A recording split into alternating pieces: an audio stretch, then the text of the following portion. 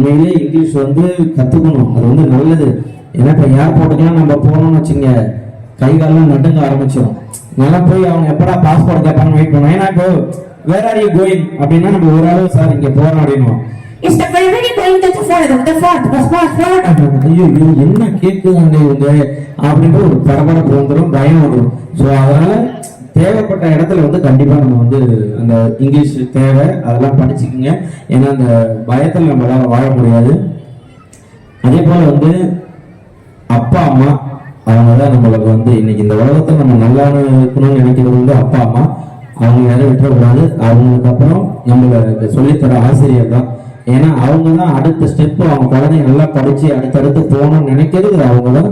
So யாருமே வந்து ஏன்னா நம்மளாம் ஜாலியாக வந்து ஒரு நம்ம பருவத்தில் ஜாலி பண்ணிட்டு எல்லாம் வந்துடுவோம். இப்போ அந்த படிப்பு எவ்வளோ முக்கியத்துவம் அப்படின்றது எல்லாருக்குமே தெரியுது.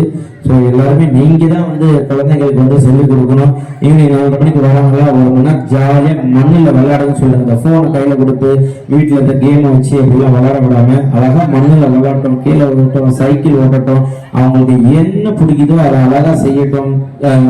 அதுதான் அவங்களுக்கு என்ன பிடிக்குது செஞ்சுட்டாங்க, பிரச்சனையே கிடையாது. அதுக்கப்புறமா படிப்பானா அதுமானும் குழந்தை அதுமானும் உட்காந்து படிக்கும். அது நம்ம கையில மட்டும்தான் இருக்கு.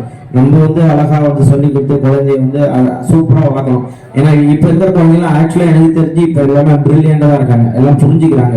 குழந்தைய 1 வயசுல என் அண்ணன் பையனுக்கு வந்து 5-6 வருஷம் இல்லாம குழந்தை பிறந்தது, 3 வயசு ஆகுது. இது வரையும் போன் கையில கொடுத்ததே கிடையாது, போன் கொடுத்ததே கிடையாது. என் ஒய்ஃப்மே இப்ப சொல்றது இல்லைங்க, அவங்க 10th போற வரையும் முக்கியமான வரப்போ அப்ப போன் கையில கொடுத்துக்கலாம், அது வரையும் போன் கொடுக்க கூடாதுன்னு கட்டாயமா சொல்லிட்டாங்க.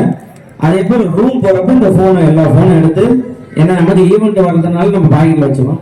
அந்த ரூம் போறப்ப பாப்பா இருக்கா போன் வெளில வச்சிருங்க, சவுண்டு கேட்டா அந்த போன்ல என்ன குழந்தைங்க எல்லாம் கலரை தான் பார்ப்போம்.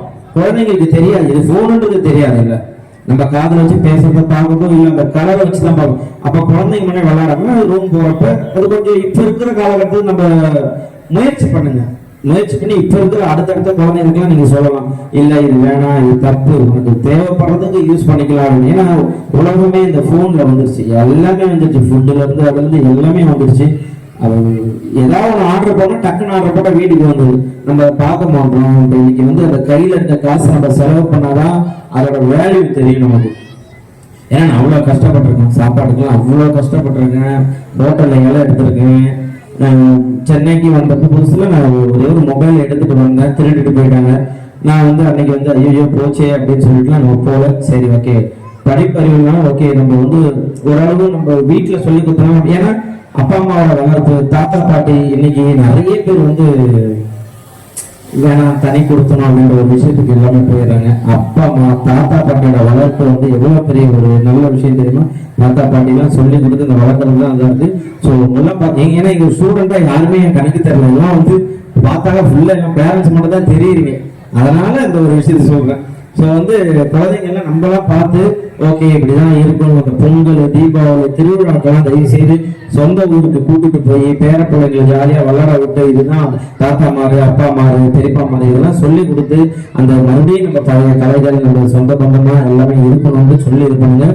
Super, thank you so much. என்னை கூட்டு இந்த அளவு வந்து என்னை பேசிச்சு. ஏன்னா ஜாலியாக பேசுறதுனா பேசி போறேன், உங்களுக்கு ஜாலியாக பேசுறப்ப நாளைக்கு அப்புறம் வெளியே போயிட்டு அப்புறம் உங்க தாத்தா வந்து இப்பதான் பார்த்தேன் ஜூம்ல இந்த காலிஃபார்ம் பகடா சாப்பிட்டு முறைச்சு நேர்ந்தா இருக்கு, வேட்டி கட்டினேன், ஒரு பயம் அதெல்லாம். அதனால ஒரு நல்ல விஷயத்த சொல்லியிருக்கேன். முதல் முறையா இந்த மாதிரி எமோஷனலா சென்டிமெண்டா பேசியிருக்கேன்.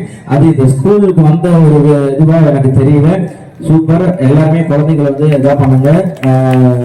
தேங்க்யூ ஸோ மச் சார், எனக்கு இந்த ஒரு வாய்ப்பு கொடுத்ததுக்கு, எல்லாரையும் பார்க்கறதுக்கு. செய்திகளை உடனுக்குடனும் துல்லியமாகவும் தெரிந்து கொள்ள சப்ஸ்கிரைப் பண்ணுங்க.